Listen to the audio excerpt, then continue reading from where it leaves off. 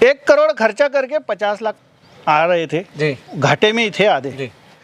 नमस्कार दोस्तों, Sandhu agro farm के यूट्यूब चैनल पर मैं डॉक्टर राजवीर सिंह संधू आप सभी का स्वागत करता हूं। दोस्तों, आज हम आए जिला सोलापुर महाराष्ट्र में लक्ष्मण टकली जी के एमडी जेनेटिक्स गोट फार्म पर, जो पिछले 2013 से ये फार्म चला रहे हैं। पहले ये मल्टीपल ब्रीड पर काम कर रहे थे, उसके बाद इन्होंने अफ्रीकन फुल ब्लड बोर गोट पर ये काम कर रहे हैं। तो हमारे साथ में है लक्ष्मण जी। सर, बहुत बहुत स्वागत है आपका हमारे चैनल। नमस्कार संधू जी, आपका वेलकम है कि आप एमडी जेनेटिक्स में वापस एक बार आए। जी सर, हमारे दर्शकों को अपना और अपने फार्म का एक छोटा सा परिचय दें। नमस्कार दर्शकों, मेरा नाम लक्ष्मण टकले है। सोलापुर डिस्ट्रिक्ट में सांगोला तहसील में महूद करके विलेज है। ये विलेज में मेरा गोट फार्म सिचुएटेड है। 10 साल से गोट फार्मिंग का काम कर रहा हूँ।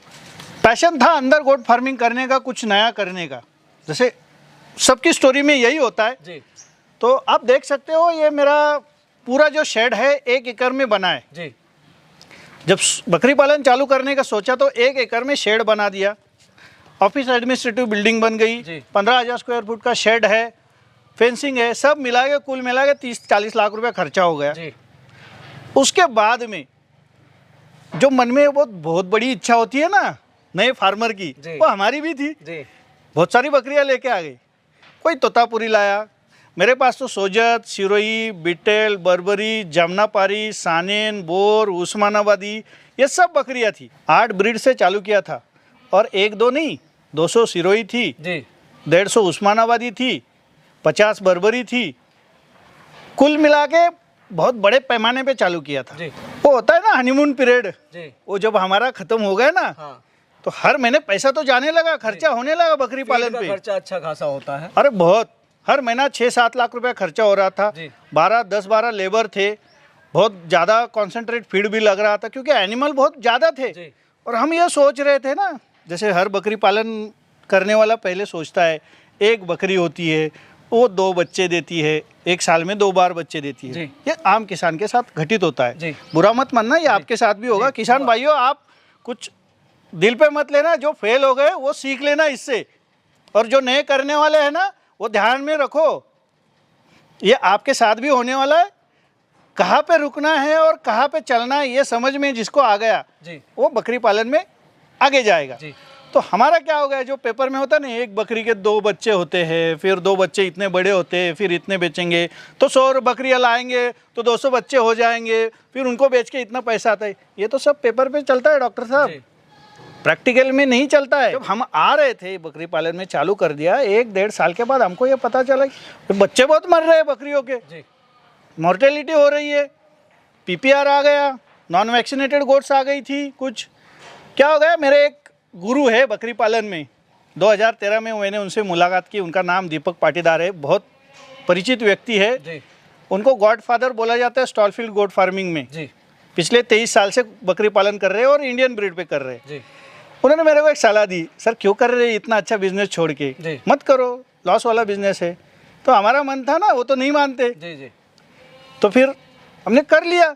जब मुश्किल में आ गए तो उन्होंने हमको सहारा दिया और समझाया कि स्टॉल फीड गोट फार्मिंग में कैसे आगे जा सकते।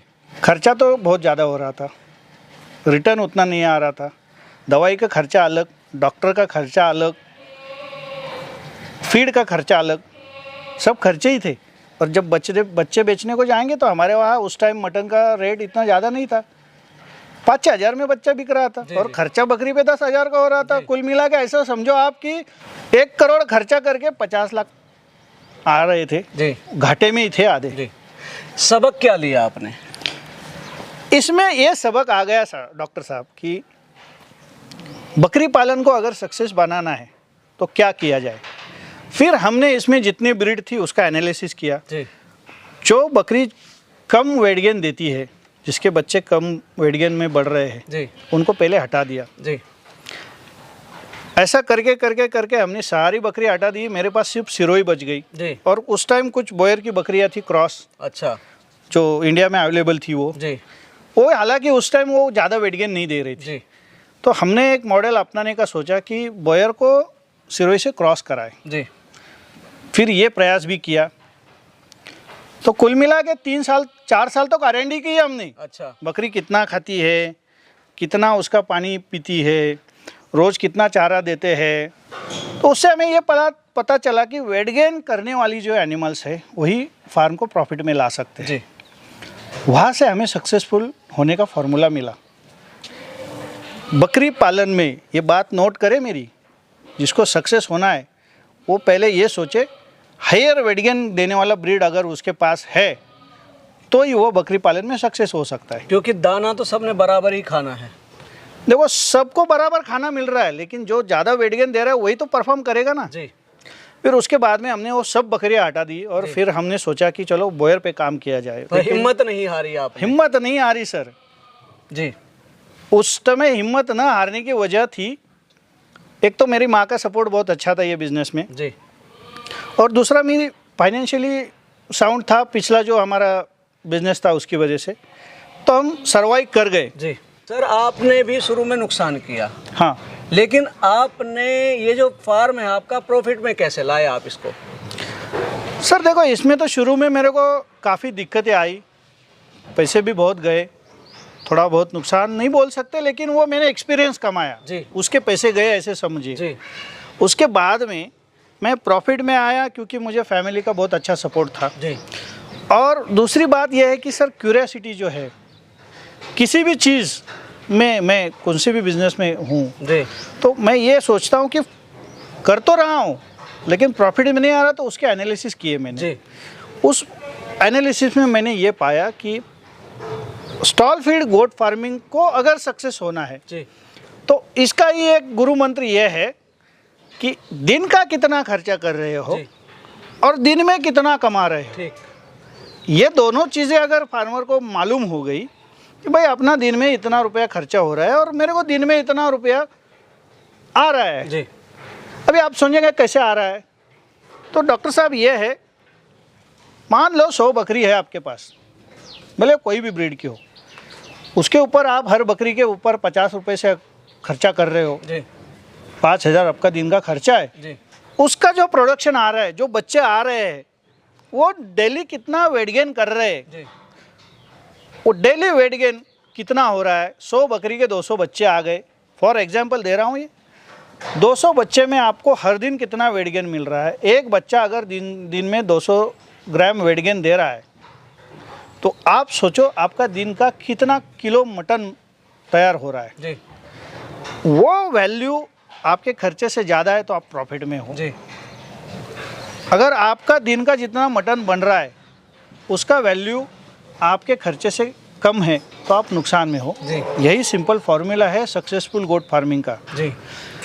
तो वेट गेन की फैक्टर है स्टॉल फीड गोट फार्मिंग में प्रॉफिट में कैसे आए इसके लिए। सर जब इंडियन ब्रीड को हमने निकाल दिया, उसको सेल कर दिया पूरा, तब हमारे पास 2 ही विकल्प बचे थे, या तो फार्म बंद करें नुकसान में या फिर उससे उबर के वापस नए तरीके से गोट फार्म चालू करें। जी। तो हमने नया विकल्प चुना, पुरानी गलती ना दोहरा के नई तरीके से वापस नए सिरे से शुरू किया। जी। और इसमें काफ़ी रिसर्च करने के बाद, देश विदेश में घूमने के बाद, और फिर हमने पाया कि full blood South African Boer बकरी जी। जो है वो स्टॉल फीड गोट फार्मिंग में आपको फ़ायदेमंद साबित कर सकती है। जी। तो फिर हमने उसको अपने फार्म पे लाया, उनसे फिर हमने बच्चे पैदा किए और क्रॉस ब्रीडिंग के लिए उनके बच्चे सेल करने लगे। जी। मेरे जितने क्लाइंट हैं जिन्होंने बकरी पालन में हमसे बच्चे लिए हैं, उनके यहाँ पे फुल ब्लड बॉयर क्रॉसिंग से उनकी जो पहली वाली ब्रीड थी उसमें काफ़ी अच्छा वेट गेन में इजाफा हुआ। जी। और वो बहुत बढ़िया परफॉर्म करने लगे। कितना फर्क पड़ता है वेट में? जैसे मान लो आपके पास 20 बर्बरी बकरी है जी। और उसको आप बॉयर से क्रॉस कराओगे जी। तो आपको दुगना वेट गेन मिलेगा। अच्छा। जो 10 किलो का बच्चा बन रहा था वो 20 किलो का बनेगा, तो प्रॉफिट बढ़ गया, दुगना होगा ना सर। जी। सिरोही में आप क्रॉसिंग कराओगे तो कम से कम 40% वेट गेन ज़्यादा मिलेगा। आजकल सबसे सक्सेसफुल फार्मूला जो है इसमें, जो वेस्ट बंगाल और उड़ीसा में चल रहा है, बहुत सारे क्लाइंट है मेरे वहाँ से आते हैं। जी। जैसे ब्लैक बंगाल छोटी बकरी है लेकिन वो मल्टीपल बच्चे देती है, तो हमने बॉयर से क्रॉस करने का ट्राई किया तो उसका इतना एक्सलेंट रिजल्ट मिला है कि जो 15-20 किलो के बच्चे बनते थे वो सीधा 30-40 किलो पे जाने लगे अभी। बढ़ गया उसका साइज। हाँ जी। और यही तरीका है कि आप स्टॉल फीड गोट फार्मिंग में सक्सेस हो सकते हो जी। और हमारा फार्म गोट फार्मिंग से ब्रीडिंग फार्म पे शिफ्ट किया जी। ये मेरा सक्सेस होने का मेन फार्मूला है। सर, जो लोग ऑलरेडी फार्म कर रहे हैं और उनको एक अच्छा प्रॉफिट नहीं आ रहा है, या जो नया करना चाहता है और चाहता कि जैसे आपने शुरू किया था, बहुत सपने होते हैं, उन सपनों को कैसे साकार करें, वो मॉडल बताइए जिससे वो कामयाब बकरी फार्म बने। सर ये कोई रॉकेट साइंस तो है नहीं जी। इसमें आपकी मेहनत और लगन होनी चाहिए और दूसरा यह है कि आपका ब्रीड सिलेक्शन प्रॉपर होना चाहिए। जी। जो भाई मेरे पिछले 5-6 साल से या 2-3 साल से जिन्होंने बकरी पालन चालू किया है, चालू करना चाहते हैं, जो प्रॉफिट में नहीं आ रहे, उनके लिए मेरी सलाह यह है कि आप अगर प्रॉफिट में नहीं आ रहे हो तो आप या तो आप गलत हो, जो बकरी को चारा खिला रहे हैं वो गलत है, या जो बकरी चारा खा रही है वो गलत है। जी। 3 फैक्टर है इसमें। पालने वाला गलत होता है, या फिर बकरी गलत होती है, या उसको जो खिला रहे हैं वो गलत होता है। तो इन तीनों चीज़ों को रेक्टिफाई करना ज़रूरी है। तो ये तीनों चीज़ें जब करेक्ट हो जाएगी तो कोई भी बकरी फार्म लॉस में नहीं जाएगा, वो प्रॉफिट में ही जाएगा। बकरी 2 ही बच्चे देगी, उसको ज़्यादा वेट गेन मिलेगा, वो ज़्यादा प्रॉफिट में बिकेगा। और जो पेपर पे हम निकालते हैं एक बकरी के 2 बच्चे इतना प्रॉफिट, वो असल में आना चालू हो जाता है। जी। और जो गोट फार्मर पिछले 2-3 साल से फार्मिंग कर रहे हैं, जिनको अच्छा नॉलेज आया है या जो प्रॉफिट में भी है, उनमें से मैं कुछ किसान भाइयों से या गोट फार्मर से ये रिक्वेस्ट करूंगा कि आज की तारीख में इंडिया में गोट फार्मर की ज़रूरत नहीं है। आज की तारीख में इंडिया में ब्रीडर्स की बहुत ज़्यादा ज़रूरत है। जी। आप मतलब समझिए इसका। जी। इंडिया में हर जगह अच्छे क्वालिटी के ब्रीडिंग फार्म होना बहुत ज़रूरी है। जी। आज की तारीख में आप देख रहे हैं इंडिया का पॉपुलेशन 150 करोड़ तक है। जी। तो मीट का प्रोडक्शन कम हो रहा है और डिमांड बहुत बढ़ रही है। इसका एक नतीजा है कि पिछले 25 साल से मटन के रेट बढ़ते जा रहे हैं। मटन के रेट जो है वो बढ़ते जा रहे हैं। जी। आगे जाके ये हमारा अनुमान है कि 2030 तक मटन के रेट 2 से 2,500 रुपये केजी में हो जाएगा। बढ़ ही रहा है। और साउथ इंडिया में तो अभी 1,000-1,200 रुपये किलो है ही। जी। जी। तो ये पूरा जो रिक्वायरमेंट है वो फुलफिल करने के लिए किसान भाइयों को अच्छा ब्रीड प्रोवाइड करना ज़रूरी है। जी। इसीलिए सभी ने गोट फार्मिंग करना ज़रूरी नहीं है, कुछ भाइयों ने ब्रीडिंग फार्म में भी काम करना ज़रूरी है। बॉयर ब्रीडिंग के लिए ही है। पूरे वर्ल्ड में आज लोग साउथ अफ्रीका जाके बॉयर ला रहे हैं। जैसे ऑस्ट्रेलिया में उन्होंने बॉयर इंपोर्ट किया, वहाँ से उन्होंने ब्रीड तैयार किया और ऑस्ट्रेलिया आज वर्ल्ड में सबसे बड़ा गोट मीट एक्सपोर्टर बना। जी। वो सिर्फ बॉयर की वजह से हो सका। गांव में जो आम किसान हैं, जो 1, 2, 5 बकरी पाल रहा है, उसको अभी ज़रूरत है अच्छे ब्रीडर की। जी। तो नए जो नौजवान हैं जो स्टॉल फीड बकरी पालन में आना चाहते हैं, उनको ब्रीडर बनना चाहिए। अभी गोट फार्मर नहीं बनना। क्या करना है सर, बकरी लाके उसको चारा खिला के उसके बच्चे मटन के लिए काहे बेच रहे हो? वो तो आम किसान कर रहा है। जी। ज़रूरत है नस्ल सुधार करने की। उसके लिए नौजवान को ब्रीडिंग फार्म सेटअप करना चाहिए। किसी के पास पूंजी कम है और वो चाहता है कि मैं बोर पे काम करूं, तो एक मॉडल बताइए किस लेवल से शुरू करे ताकि वो मल्टीप्लाई करके या किस तरह से वो प्रॉफिट में आए। देखिए, अगर कम लागत में करना है तो आप कोई भी एक ब्रीड चूज कर लो, एक ही करना। जी। 10 ब्रीड नहीं चाहिए। जो हमने गलती की वो आप मत करना। एक ब्रीड सिलेक्ट करो, उसकी 10 से 20-25 बकरियां ले लो और उसको एक बॉयर से क्रॉस कराओ। मतलब ब्रीडर बॉयर का ले लो। हाँ, breeder full blood South African Boer ले लो। जी। उसमें क्रॉस वाला नहीं लेना है, वहाँ पे लोग बहुत बड़ी गलती कर देते हैं। तो full blood South African Boer का मेल ले लो, उसको क्रॉसिंग कराओ, उसके जो बच्चे आ रहे हैं उसको आम किसान को क्रॉसिंग के लिए दे दो। जी। उससे वो 50% वेट गेन में इजाफा हो जाएगा। और जो बकरियां आपके फार्म पे पैदा हो रही है उसको रखो, उनको बड़ा करो और उनको क्रॉसिंग अलग दूसरा साउथ अफ्रीकन बॉयर ब्रीडर है उससे कराओ और आपके फार्म में ही खुद बकरियां तैयार करो। हाँ, तीसरी चौथी पीढ़ी उनकी फुल ब्लड की आ जाएगी। फुल ब्लड की नहीं आएगी लेकिन वो लेवल की आ जाएगी जी, जो अच्छा परफॉर्म कर रही है। तो आप इस तरीके से आपका खुद का फार्म भी कर सकते हो। इसमें थोड़ा सा समय ज़्यादा जाता है लेकिन आपका सुधार हो जाएगा। हाँ, देखो हमने 25 बकरियां लाई थी वहाँ से, उनसे अभी मेरे पास 150 बनी है। मेरे को तो 5-6 साल गए, मेरे को भी वेट करना पड़ा, पैसे मेरे पास कम थे, नहीं तो मैं एकदम 100 लाता ना। तो अभी 25 लाई है, उससे ही मैंने अभी तक 100 बकरी पे आ गया जी। तो ये धीरे धीरे ही बढ़ता है सर। ये बकरी कोई मशीन तो नहीं कि उस इधर से बकरी डाली और उधर से बच्चे निकले जी।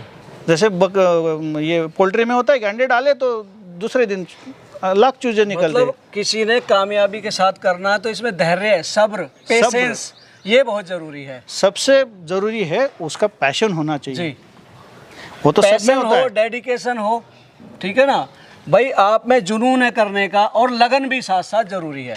और सबसे बड़ी बात उसको आत्मविश्वास होना चाहिए कि मैं ये कर सकता हूँ जी। मैं ये करूँगा, भले कितने भी लोग मेरे को कोसे मैं ये सक्सेस करूँगा। यही एक सक्सेसफुल होने का फॉर्मूला है जी।